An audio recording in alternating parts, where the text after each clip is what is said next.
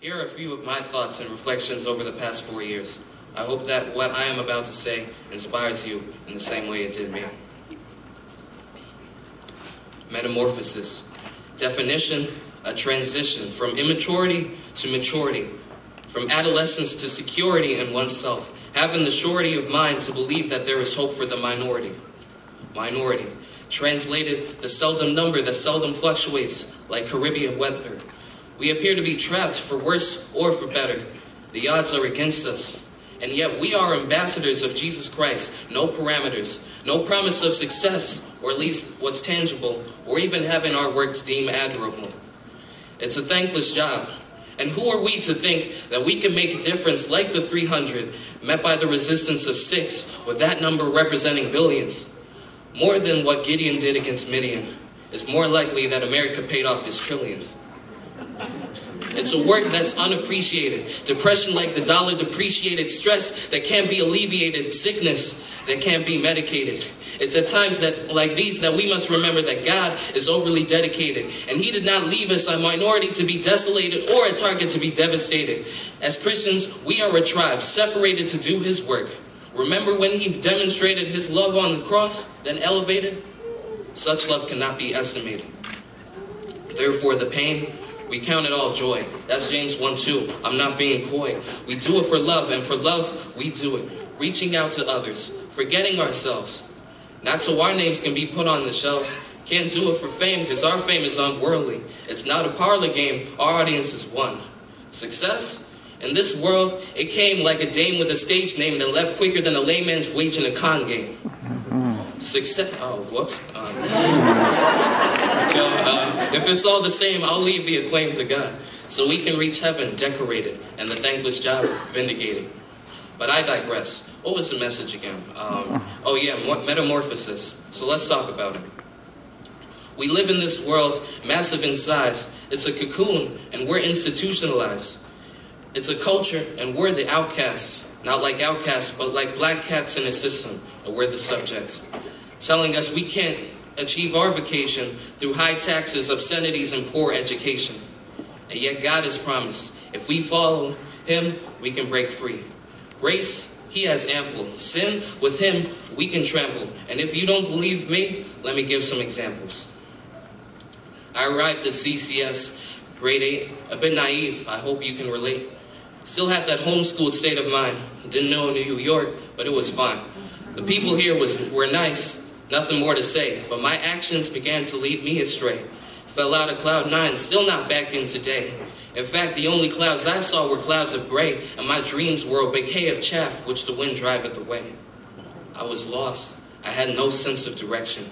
Not even music can rescue from that state of depression. I tried everything. Isolation, deprivation, self-deprecation, and vowed veneration to no avail. Then I heard this voice. A still, small voice. The voice where you have a choice to listen up or dismiss it as noise. God was calling me out the ways of my youth. 13:11, 1 Corinthians, transition more painful than a wisdom tooth. 13:11, I'm not turning back, and that's the truth. I know this other guy, Christian. He came in 9th grade, really cool guy. We knew him because he played cards. He had all the tricks up his sleeve.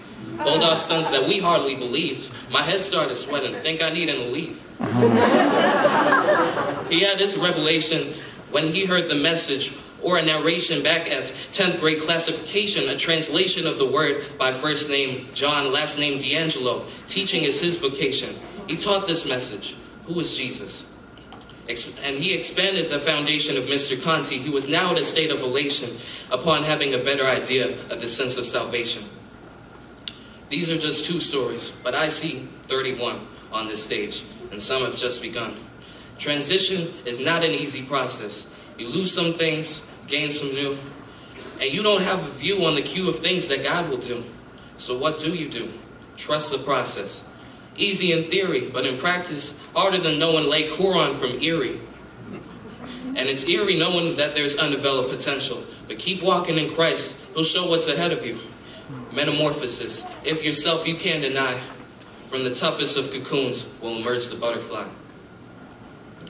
Please excuse my ramblings. I just needed to get my thoughts out there. If you didn't know me from before this year, then you'll probably know me as the guy who says little and just, goes about his business, walking through the halls, headphones in, music blasting, seemingly in another world. But I've been very observant, and I have perspective. So I have something else I would like to share with you. To the rising freshmen, yeah, that's you 8th graders who just graduated. I wish you the best. Congratulations, first of all. I wish you the best. 4 years is a long time. But keep in mind that the work you put in now is just as important as the work you will put in 4 years. Don't be intimidated by the upperclassmen. Just enjoy the company of your classmates and friends. Enjoy your last year in which ignorance is bliss. One last piece of advice. Don't forget to do any of Mr. Junn's journals or book responses.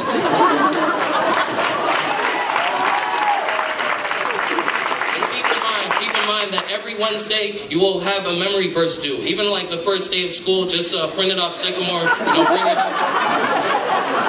And you should be good. You should be good. To the rising sophomores, the shine of high school is probably worn off by now. And that's a shame, because you still have the majority of your high school career ahead of you. So good luck with that.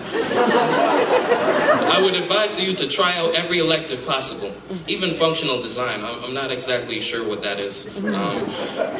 Anyway, you need to get a good idea of what your interests are, so that even if you don't know what you want to do, you'll have a very clear idea of what you don't want to do. To the rising juniors, don't believe the hype, all right? This year won't be much harder than previous years, unless you're taking AP Calculus, in which case, Lord have mercy. Otherwise, just focus on SATs and start looking at colleges. Some places I recommend are, Princeton, Harvard, Yale, other mid-range schools, stuff like that. And to the rising seniors, I don't know who said that senior year was the year you could chill out. I mean, it could be, but in actuality, it's whatever you decide to do with it. You could go the 4 AP classes route, or you could go with your toughest class being Intro to Pancake Frying. Just know that your choices will be the difference between Cornell and Caldwell. Let me quickly conclude. It's been a long journey, and we still have a long way to go. But being in this school has brought me to a better realization of the potential and purpose I have within me, and for that, I'm forever thankful. I wanted to read one last thing to you. It's actually something a friend of mine wrote, describing our world. It says, "The caterpillar is a prisoner to the streets that conceived it. Its only job is to eat or consume everything around it in order to protect itself in this mad city. While consuming its environment, the caterpillar begins to notice ways to survive. One thing it noticed is how much the world shuns him but praises the butterfly. The butterfly represents the talent, the thoughtfulness, and the beauty within the caterpillar. But having a harsh outlook on life, the caterpillar sees the butterfly as weak and figures out a way to exploit it to its own benefits. Already surrounded by this mad city, the caterpillar goes to work on the cocoon, which institutionalizes him. He can no longer see past his own thoughts. He's trapped. When trapped inside these walls, certain ideas take roots, such as going home and bringing back new concepts to this mad city. The result? Wings begin to emerge, breaking the cycle of feeling stagnant. Finally free, the butterfly sheds light on situations that the caterpillar never considered, ending the internal struggle. Although the butterfly and caterpillar are completely different, they are one and the same. Metamorphosis. If yourself you can't deny, from the toughest of cocoons will emerge the butterfly." Thank you.